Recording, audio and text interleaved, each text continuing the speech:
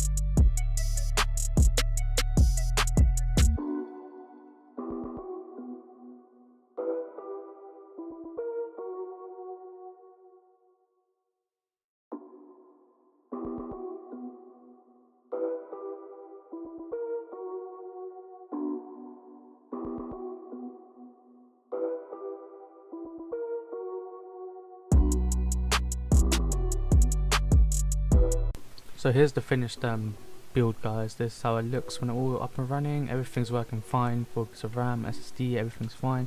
1TB hard drive as well, and it looks pretty good if you ask me. You would not be able to tell that this is a £290 build. As you can see behind that is my actual personal rig, and I think it looks really nice together. Anyways, hope you guys enjoyed, and have a good one.